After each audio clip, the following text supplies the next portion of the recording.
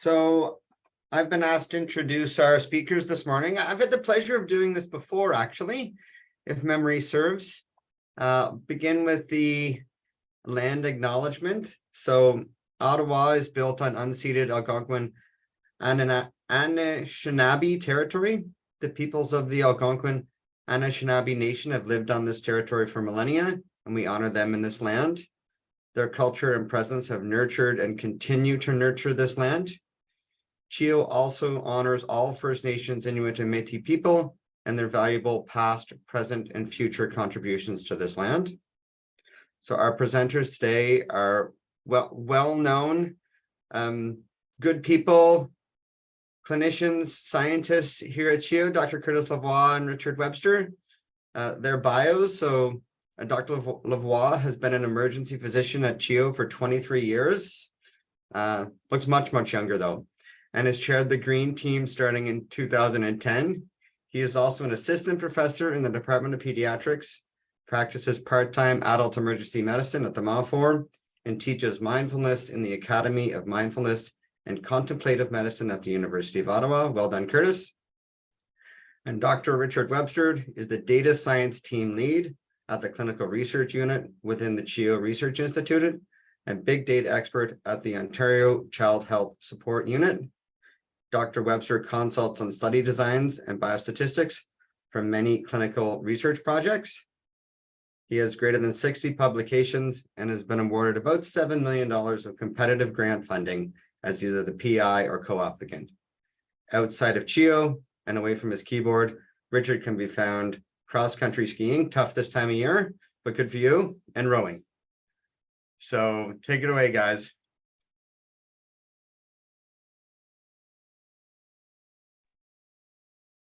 All right, guys.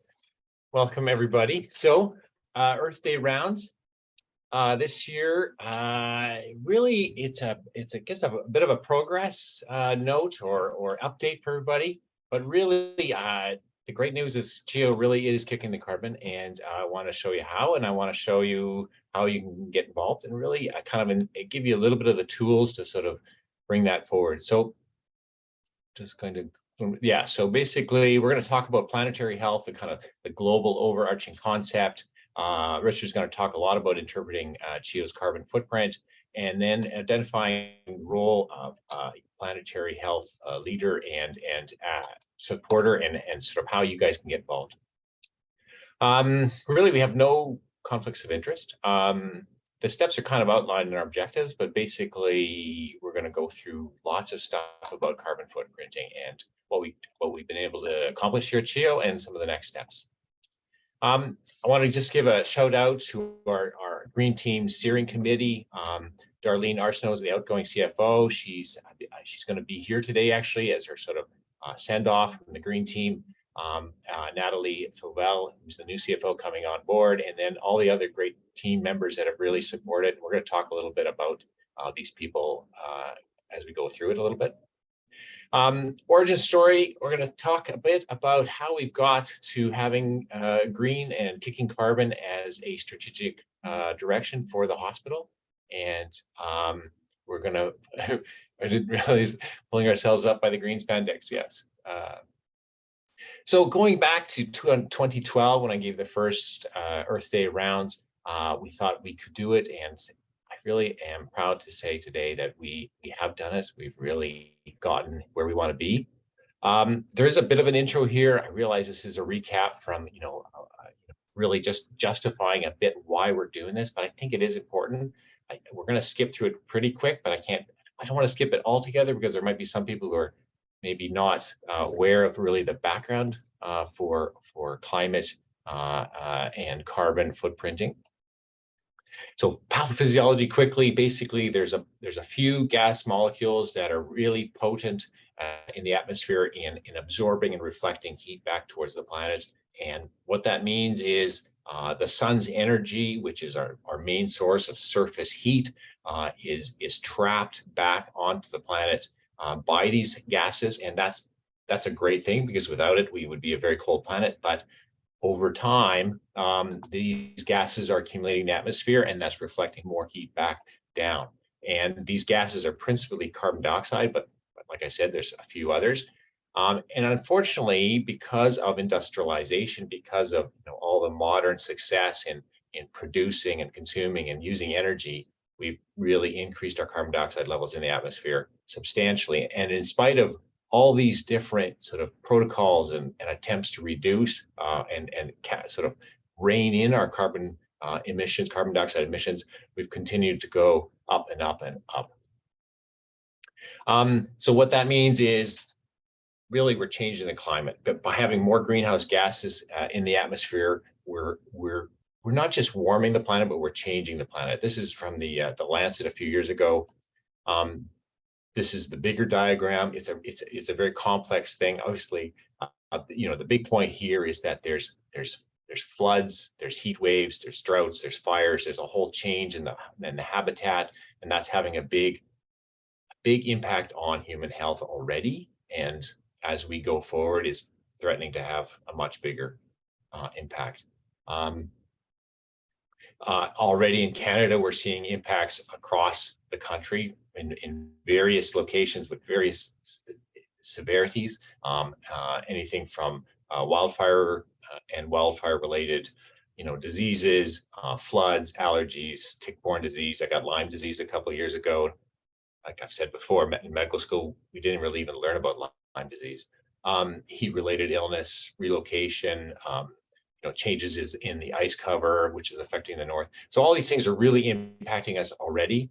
I think it's important that we understand it and we identify it, because it really is, I think, it's already starting to motivate action on a global level. Problem is that the overarching problem is that we've really overshot our carrying capacity of our planet. In other words, the ability of our planet to sustain us has been overshot, and we're really risking a kind of a system collapse. And we have to get back onto this green line, which is basically living within the capacity of our planet. Okay, so that the newer concepts are coming forth to really kind of get our heads around how to approach this. Within the healthcare system, planetary health has become a big imperative. And the idea with planetary health is that it really kind of links the human health impacts and the human caused disruptions. And so this is sort of the overarching thing that we're starting to talk about. You're going to hear more about that as we go forward, I think. More people are starting to talk about, healthcare and the impact of healthcare specifically. And there's a real call to action that I think has been heeded in a big way since we started doing this here at CHEO 12, 13 years ago. Which is great. I'd say even since the pandemic, maybe that facilitated things that we were talking about this all the time. Environmental health, really, again, a bit of a different nuance on it, but basically that relationship between people and their environment. I think more and more we're realizing that health is really highly impacted by things in our environment, including obviously temperature, including obviously pollution, things that are affected by climate and the overall greenhouse effect. Sorry, the slide's a bit glitched, but there's also another concept that's becoming very apparent, is that there's a lot of environmental racism. Sorry, that doesn't really show here, but basically a lot of marginalized populations, socioeconomically deprived populations, racial groups have been marginalized from an environmental point of view, often having to live in places that are more polluted. That's from a historical, segregation point of view, and it's becoming an important EDI kind of motivation. And obviously, as part of that, there's a really big concern about vulnerable populations as we go forward, and climate resilience becomes a big question. Climate resilience for us in the north, we think of it as, at least we're in a cool country, but it becomes a concern for people who don't have access to housing and secure food supplies, even in our country, but even more so for countries that are going to be often underdeveloped countries, poor countries that don't have the infrastructure. They're even more vulnerable in certain parts of the world. Makes sense, right? So really, this is being identified as the greatest health challenge of the 21st century. Really, this century, health is going to be the whole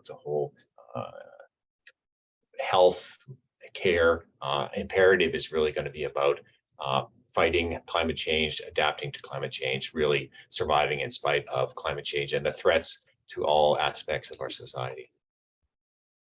So let's talk about healthcare a little bit. We're realizing, it makes sense. More and more people are talking about it. I think, when I started this, I think people kind of thought, well, healthcare is so important that, it doesn't kind of matter what we're doing. But, more and more we're realizing that we really do have to have a close eye at what we're consuming in our own backyards. Like healthcare has a big consumption. I'm sure you guys realize it on a day-to-day basis. The things that we consume and throw out at a million miles an hour. Well, this is a study that was done on the Canadian healthcare system and showed that at least 4% of our national emissions are due to healthcare. So that's overall emissions. That's everybody driving their cars, everybody flying the planes. 4% of that is emissions from healthcare, which is and on top of that, there's more than 200,000 tons of other pollutants, not just carbon dioxide, but other pollutants. And that this is having a major impact on the health of Canadians and the health of society in general. And I think it's a bit ironic. I think that we're having this impact. I think it really calls to action. Our government and our healthcare system in general to really makes it a big imperative to look at these things. So in terms of the carbon footprint, where we're starting to dissect down where this carbon footprint comes from. I think as a general concept to kind of keep in mind, it seems that about 20% of our footprint comes from energy consumption. So that's like heating and cooling and a little bit of driving around as well. I mean, obviously, there's a lot of transportation, but that transportation it is also is a separate category, is another 20% or so, and about 60 to 65% of our footprint comes from just product consumption. So we're not burning a lot of fossil fuels on site. We're not here at CHEO. We're not heated by natural gas on site. We import heat from outside, but in general, our consumption of products is the much bigger footprint. It's responsible for a huge footprint, really, and that's something I want you guys to keep in mind today as we go forward, because that's where we as clinicians can have a huge impact. Okay, just another way of looking at the carbon footprint. Basically, medicines, medical equipment, all the supply chain stuff is a huge part of the footprint of carbon dioxide, and it's really because everything we do consume. This is a few years ago. I got the nurses to put together, what do you use to do this? I ordered some blood on somebody, blood tests on one of my patients emerged, and they put together this packet, this sort of assortment of things that they would need to do a few blood tests. And I think if you guys look around your departments, you'll realize that everything you do, you don't see the consumption. I thought, okay, I'm just going to order CBC and lights. It does have a huge impact in terms of the consumption. So over the last 13 years, we've been working hard as a team. There's been a lot of different members come and go through the Green Team, and I put shout out to those people. This is on Parliament Hill about 3 or 4 years ago. Now, I want to put a shout out to Magda there, because Magda and Richard beside me here, about 4 years ago, Richard? 5 years ago, but We kind of came together and we started brainstorming. We spent a lot of time brainstorming on a kind of a plan for the hospital that we were going to really kind of sell to the hospital. And I want to say that, in that time period, we've really made huge strides. Things that I've been really sort of trying to do for a long time.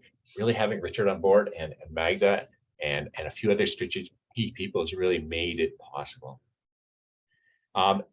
The other person I want to put a shout out to is Faisal, who I think is a huge hero here on the Kick the Carbon movement here at CHEO, and because he came on board and at the same time as Richard and Magda and I were working, Faisal was hired to look at the energy consumption of the hospital, and within a few months made some strategic changes to how we deliver heat and cooling, and was able to save the hospital like an ongoing upwards of $300,000 a year, just in energy efficiency. So I think there's a lot of potential here. And I think Faisal demonstrated that when he came on board. And I just wanted to thank Faisal. I don't know if he's on the call here, but anyone sees him around, he's been absolutely strategic. So Faisal's on board.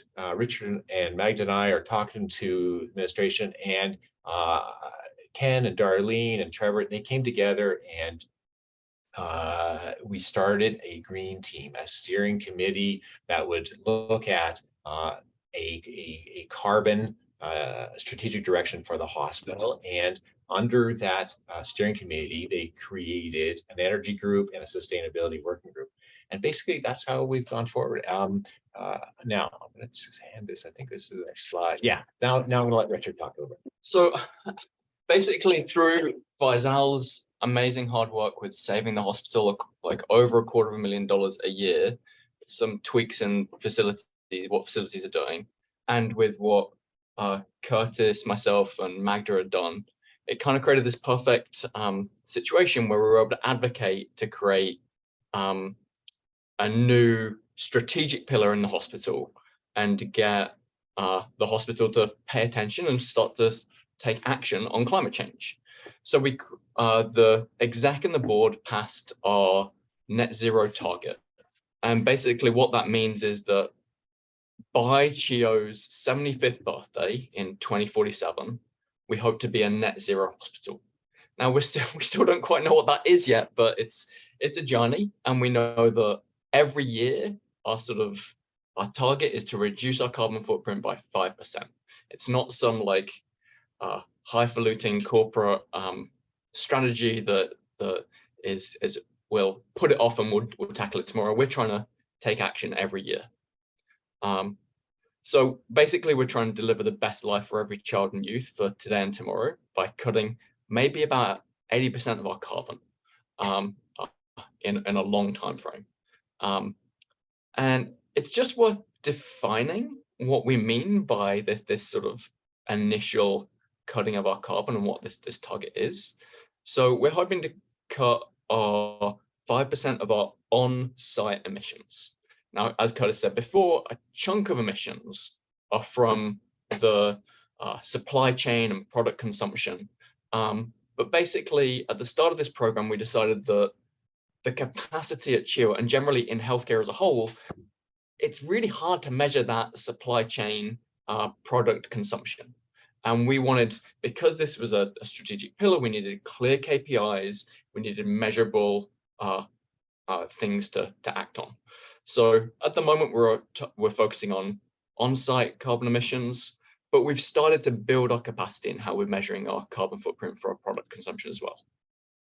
So, and this is the idea. Basically, we wanted to be able to suck in data, produce a carbon footprint, feed that to executives and working groups, and try and strategically choose a direction to reach our net zero targets. So as Curtis said before, what is a carbon footprint? Well, climate change is occurring through numerous different types of greenhouse gases. These different greenhouse gases, as Curtis said, have different impacts, climate impacts. And basically, to sort of aggregate that into one sort of standard unit, we convert their their warming potentials into tons of carbon equivalent.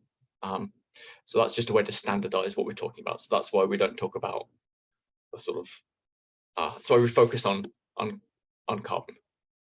So the first part of the carbon footprint is these direct emissions, the sort of what we're burning on site for running our fleets, our vehicles, if we're heating and cooling directly on site, and then emissions coming from products that we're actually using directly here. And then there's this whole wider range of stuff that are these indirect emissions. That could be something from construction to patient and staff travel, business travel, medical products, electricity, drugs. All of these things have cradle to grave emissions. So that is, you have a given product or service, And let's say for that product, you had to extract the material, you had to process it, you had to distribute it, maybe the use of it has a certain emission, and then you have to dispose of it. You can see how this gets really, really complicated, because a hospital like CHEO has maybe over 3,000 unique products. And to do a given carbon footprint for a product, well, not many of them are done already. We can go into the literature and try and find some of them, but to bring in a consultant to help us do this costs tens of thousands of dollars for any given product. So this effort of making a carbon footprint for the entire hospital, it is an estimation exercise. And the hope is that as we're going to improve our capacity of this measurement over time. So what some people do is they'll use dollars spent on these products as a proxy for consumption. And that's not bad. I mean, it's probably the least worst thing to do. But the issue with that is what is that sort of factor that you multiply dollars by? What is that carbon intensity factor that you multiply it by? And is it going to be different for different places? What lots of hospitals or some hospitals are doing across Canada is they're saying, oh, there's this set intensity factor, irrespective of where you are in the healthcare system. So if you're in a GP's office or a small rural hospital or a place like CHEO or an even bigger hospital. Now, our sort of working hypothesis is that the profile of the products that you consume is going to be different depending on where you are in healthcare. Like the complexity of products used at CHEO is going to be much higher than that in a GP's office. And if you go to even bigger hospitals, you're going to be buying more of those like extreme products like MRI machines and surgical, really extreme, amazing, innovative equipment. But our thought is that those sort of specialist equipment, they're going to possibly have a higher carbon intensity. So we need to get a sort of a bespoke way to like multiply out our consumption of dollars by the types of products we're consuming.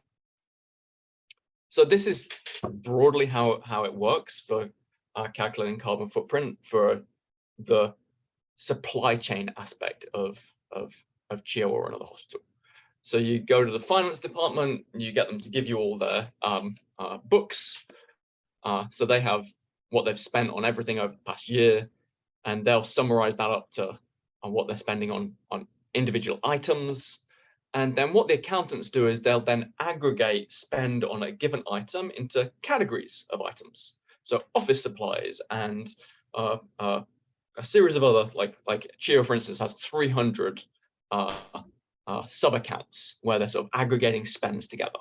Now, this works really well for accountants, but those categories might not be good ways to group things to estimate their carbon footprint.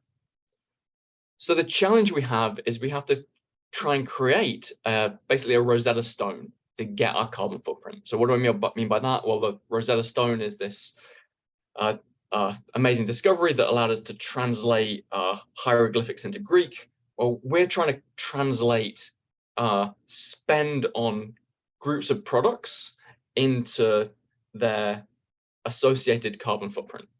So there's this mapping exercise. We're trying to create a new classification system, and then that gives you your carbon footprint, and then you can start doing strategic planning, and you can find the hotspots, and then you can start spending money on where you're going to best reduce a hospital's carbon footprint.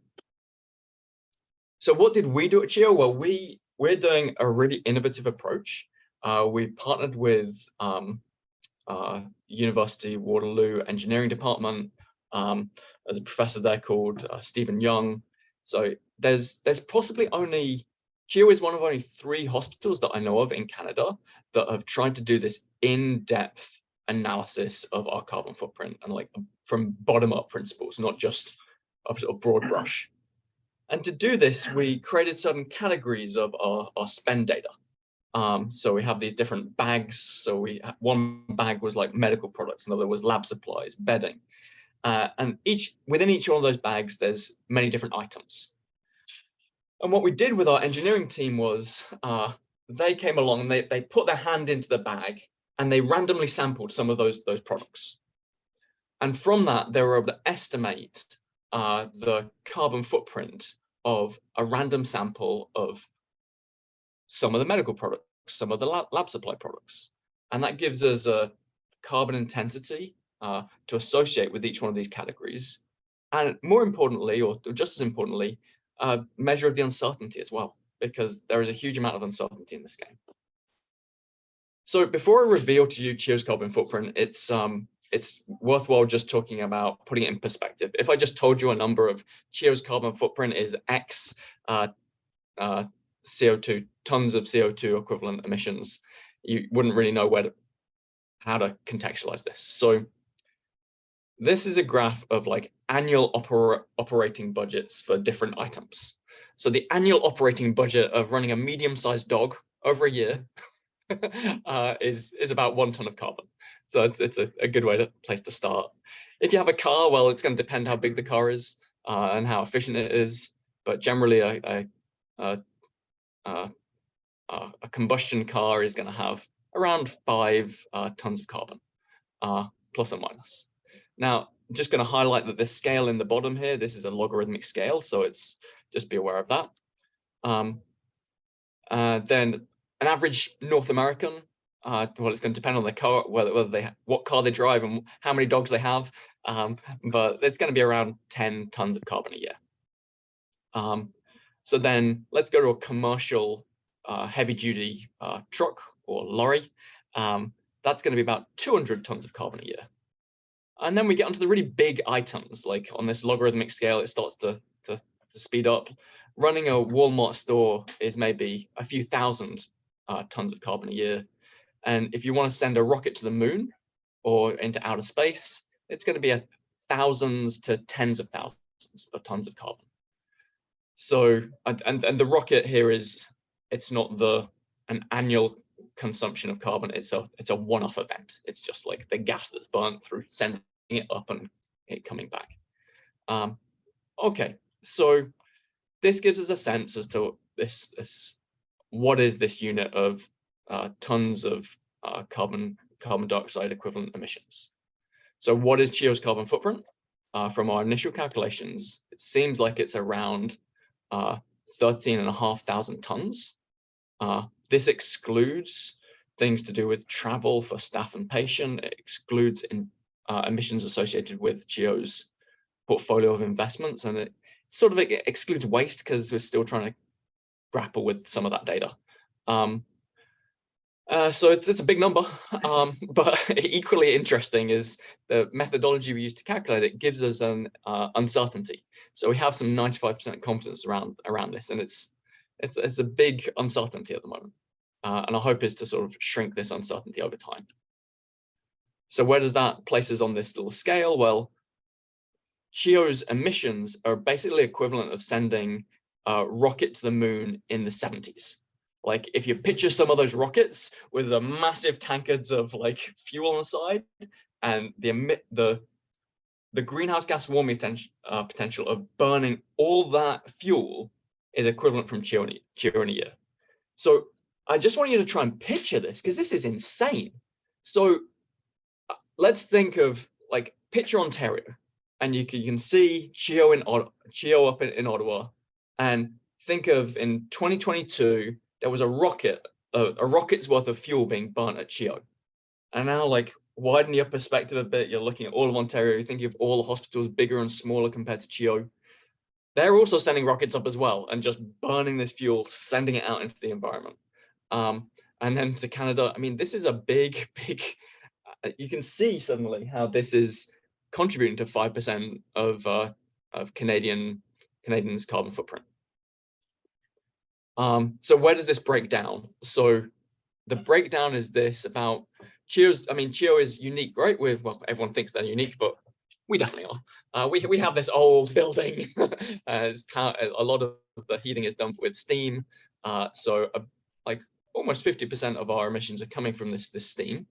A smaller part is coming from electricity, smaller than I think I expected. And then if you look at the top left, about a quarter of our emissions are coming from drugs, pharmaceuticals, and medical products. So that's like clinical facing things.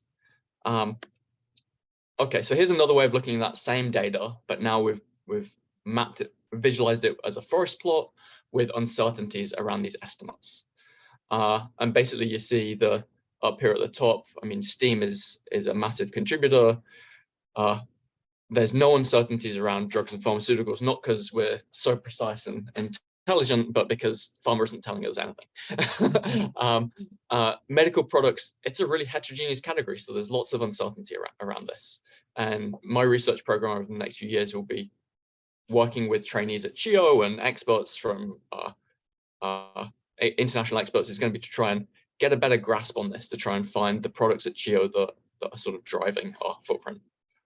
And we have a plan to sort of like try and find these hot carbon footprint hotspots in our healthcare system and sort of like spend money to make them, to reduce our emissions. So a big plan is that we're going to be, over the next few years, reducing our carbon footprint of our steam generation. So this is basically, oh my God, Curtis has told us how bad is the problem. Rich has measured it, and it's just as bad as we thought. Oh, good God, woe be us. But like, we've been doing this together now for 5 years, and what we can tell you is that we overestimated what we could get done in the first year, but we underestimated what we could get done in 5 years. And we're really excited to now show you some of the progress that we've made. So for CHEO's on-site emissions over the last 4 years, we have cut this by 20%. So that's equivalent to taking 4 cars off the road. So as we've said, this CHEO Kick the Carbon is one of the new strategic pillars in the hospital, and we are on track. High five. So we have, like, down here you see, like, we've got like a green traffic light.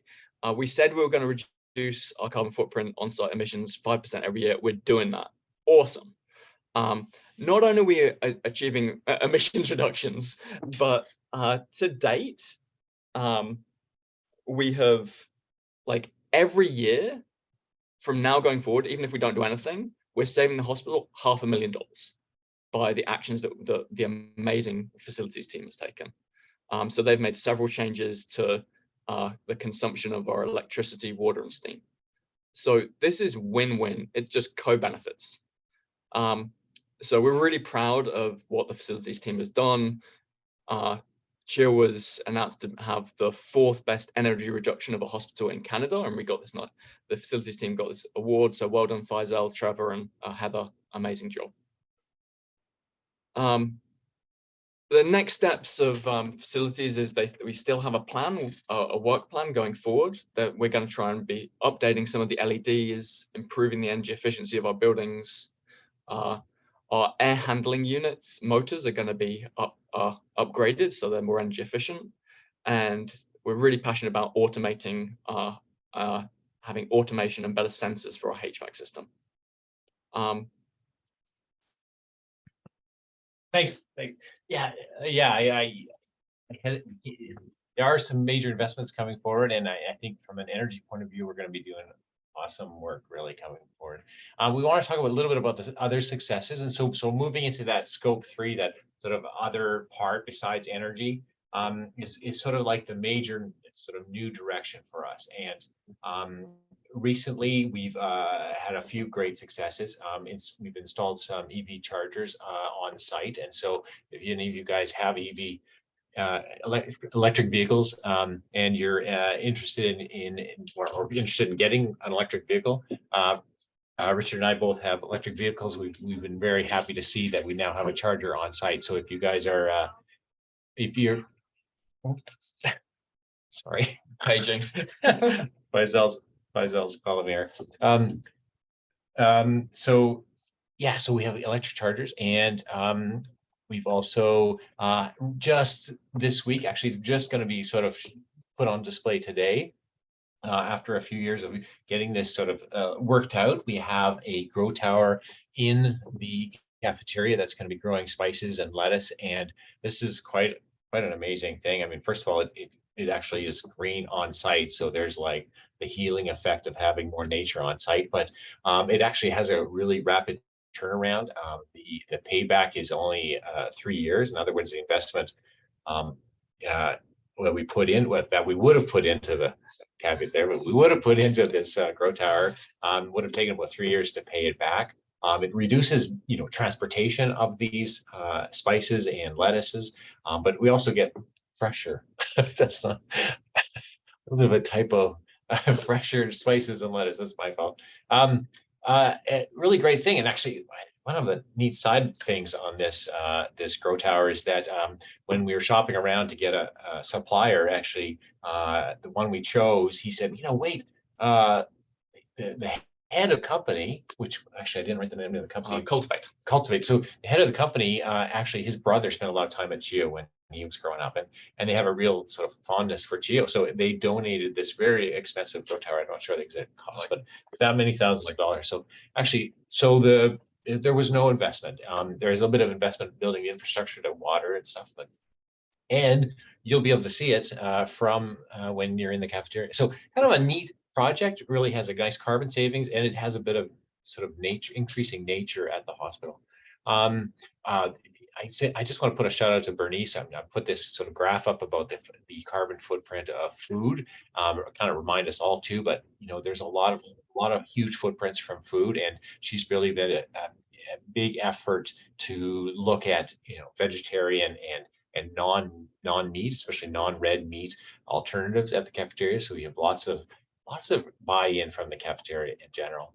There's lots of cycling infrastructure. I just want to show this map to show you that there's lots of bike racks around. There's a really good lockup station right by the emergency department, and more to come. This is Jacques down who's a plumber at CHEO, and he's also a welder, and he's been busy welding one of our first sort of bike structures that's going to be animal shaped, and we have a few other animal shapes there, and I've been sort of imploring him to make a hippopotamus. That's my little what do you call it? Pipe cleaner hippopotamus. And so we're really going to be going forward with more racks and more interesting racks, and also a repair station at CHEO. So stay tuned for bike infrastructure. There's some recycling and compost things coming along. Medical equipment recycling. Yeah. So one of the great things is that although we've been working behind the scenes and sort of closed door for a lot of this, as of the start of this year, we ran a project to sort of do an open call for ideas of projects that we could do. There was 29 submissions for that, and then so that was really great engagement. And of that, we've funded we're going forward to fund several of them. Sorry, yeah. So basically, this is where we really want your attention, because we're looking to frontline everybody at CHEO to really look for ideas, to bring ideas to CHEO.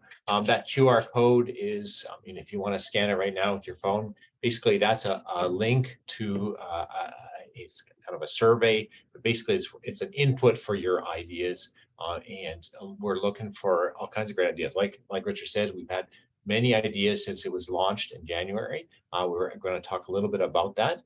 But basically, we want you guys to bring us stuff, because we're not all through the hospital that you think might reduce our consumption. We're either looking for alternatives for consumption, any kind of reduction strategies, and looking at things that really where we're consuming stuff that has no benefit, right?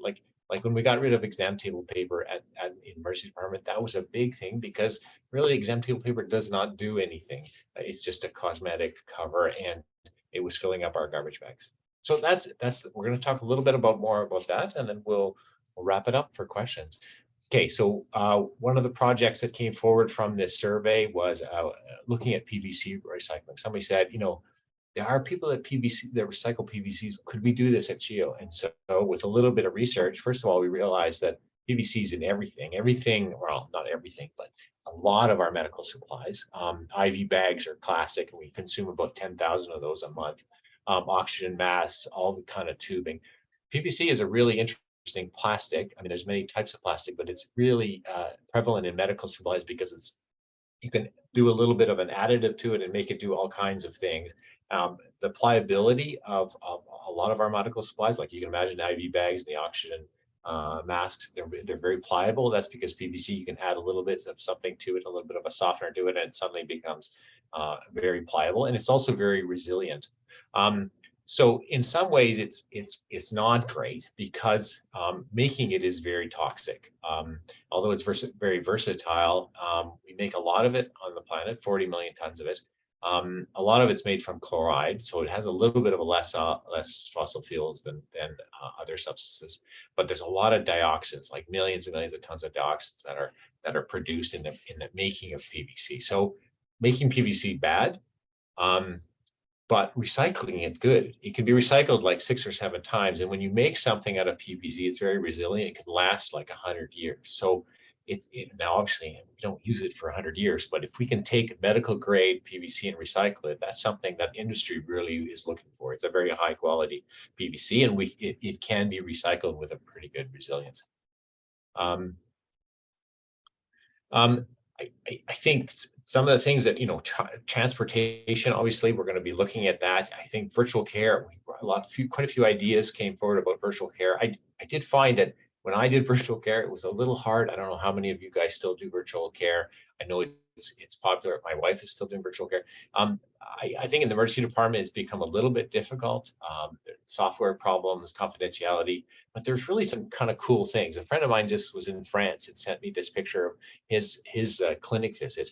And I don't know if I showed you this one, but it's basically a little station that they can set up in a mall or anywhere, and you go into the station and you could sign on to see a doctor, and it includes, if you look closely, it has a little blood pressure cuff and an otoscope with a little Q-tip and a thermometer and a few other things there. Basically, you can kind of get a really high quality exam, and the doctor can be at his beach house, or if they have a beach house.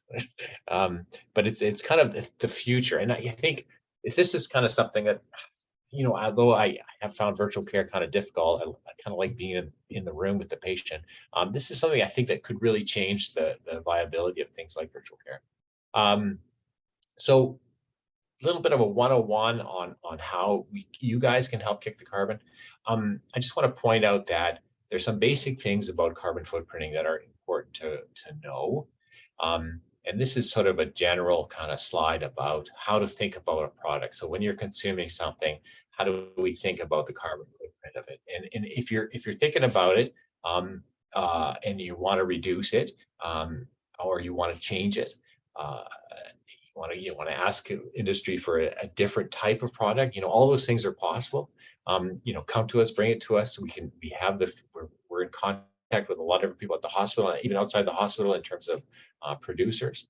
But the way to think of the product, I think that's important, is that carbon comes largely from the materials. So understanding a bit about materials, and I'll add one more slide on that. About 20% from manufacturing, so 40% from materials, 20% from manufacturing, 2% is packaging. Now that may not seem like a lot, but sometimes packaging is the most accessible thing. When the tool is really important for what we do, and the packaging is kind of excessive and unnecessary, those are some things we can tackle very easily. But another 20% is from transportation, so just getting the thing to the hospital.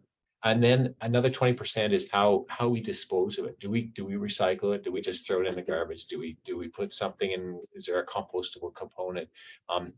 So having that sort of framework, most of it's from materials, 40% from materials, 20% from each manufacturing, transport, and wasting it, and then 2% from packaging. Kind of keeping that kind of framework is important, I think, as we sort of pick things to work on at the hospital.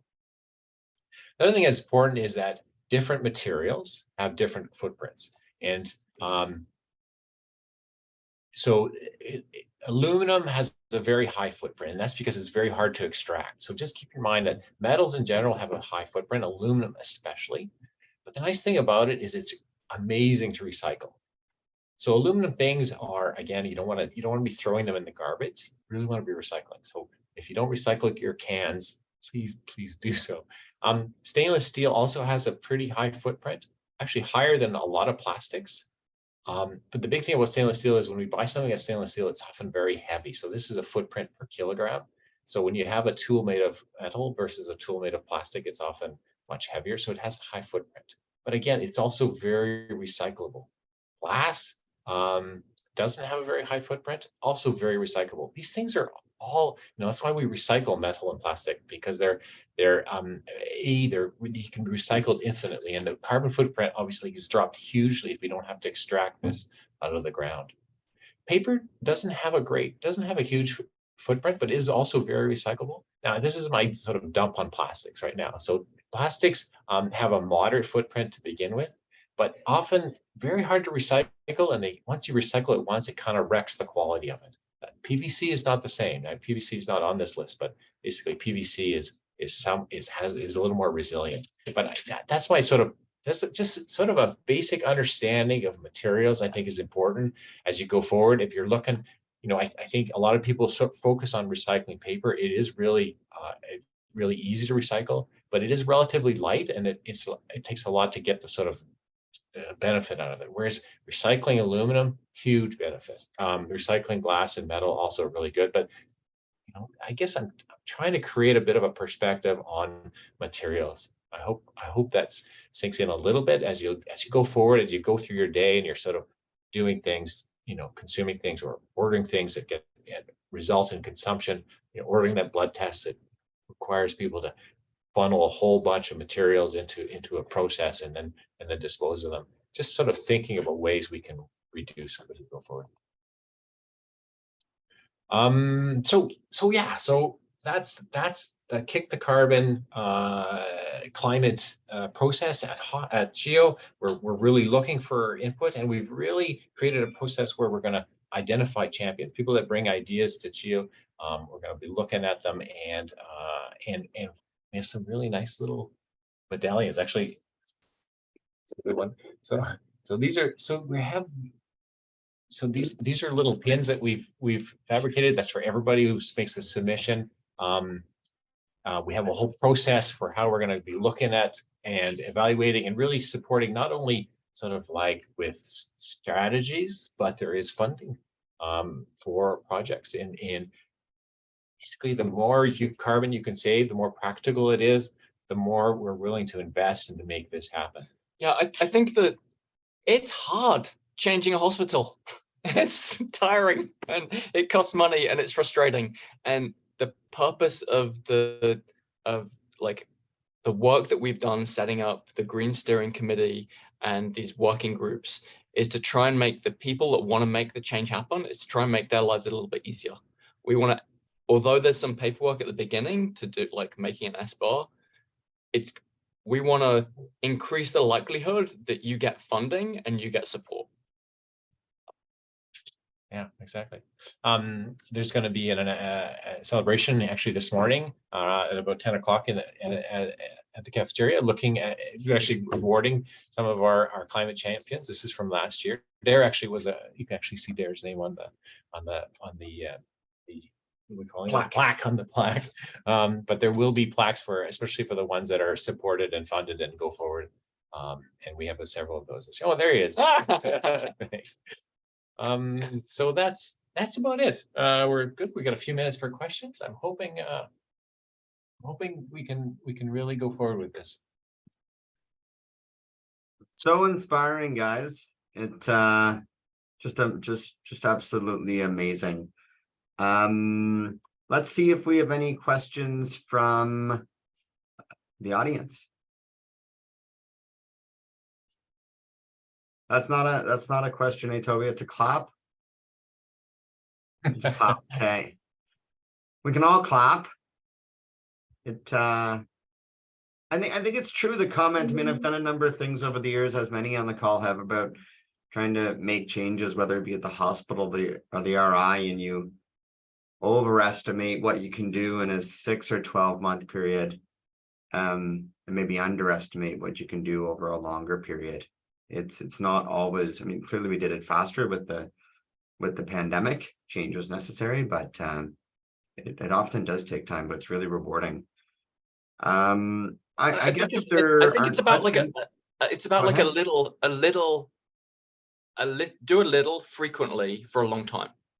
Like, Mhm. and that often this stuff is like on the side of our desks.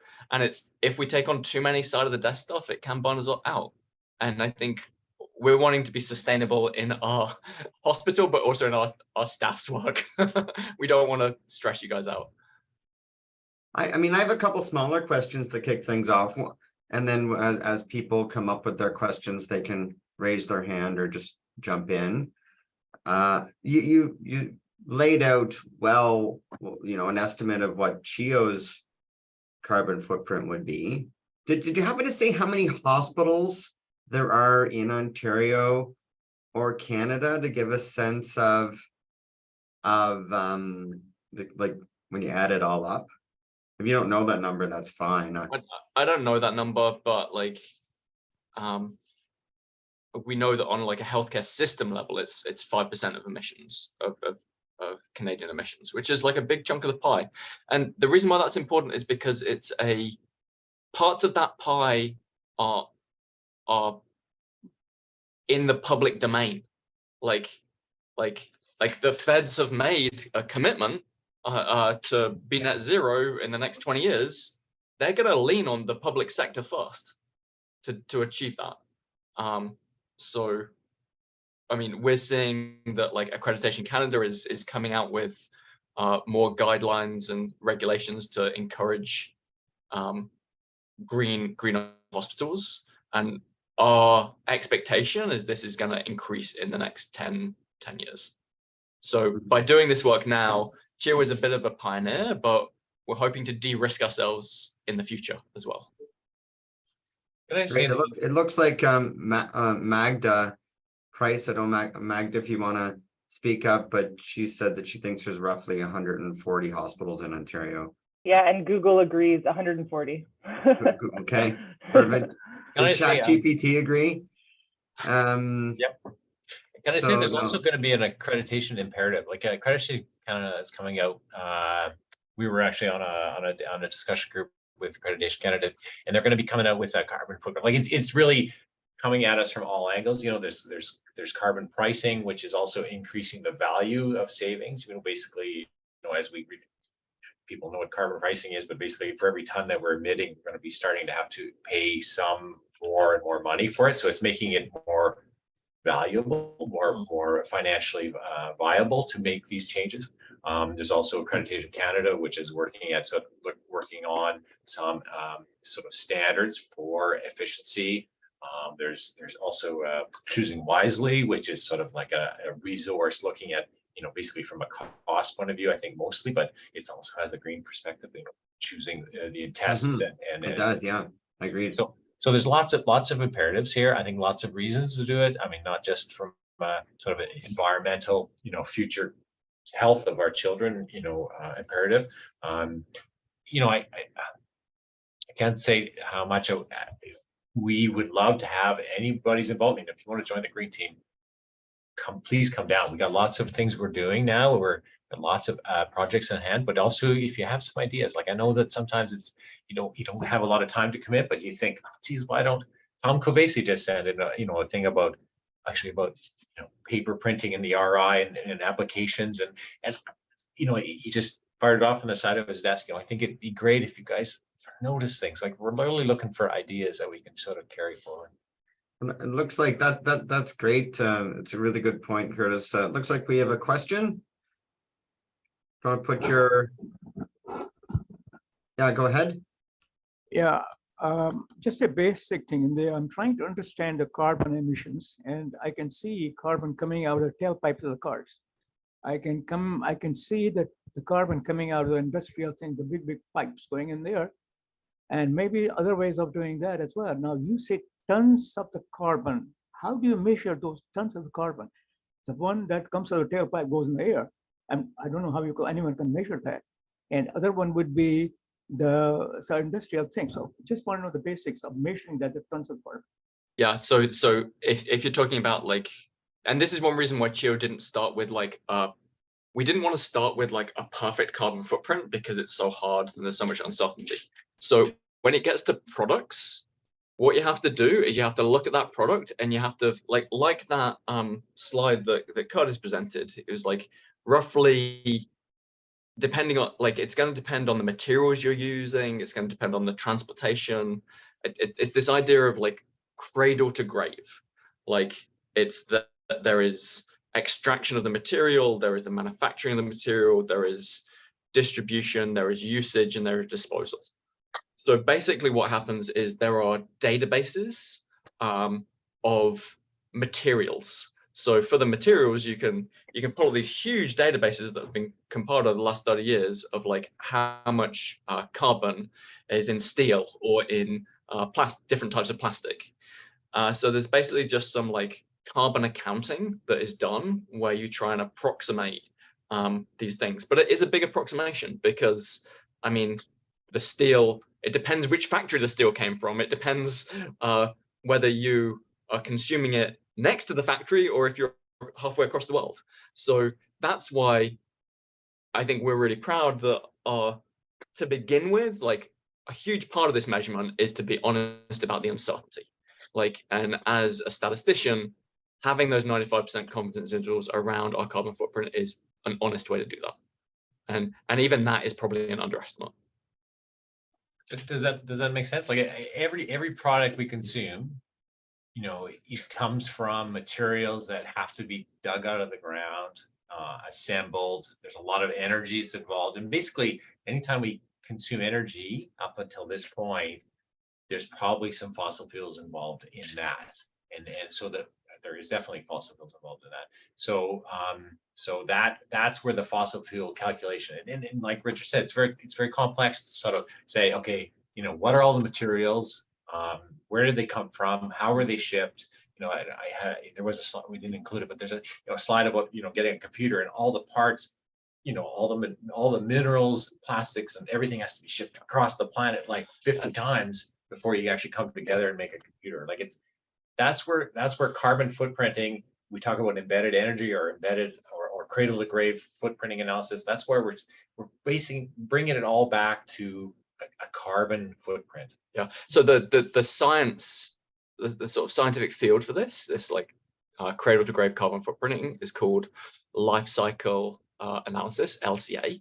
And there's been a new website that's just come online in the last few months, which is called Healthcare LCA, life cycle assessment.ca, or I'm not sure what. Yeah. And they've gone into the published literature, and they've found 1,400 studies that look at carbon footprints of healthcare products. And that's the starting point that we have today. That directory is just going to grow. We're going to mine that and try and like embed that into some of our calculations down the road. That makes sense. Do you have a follow-up question, or anybody?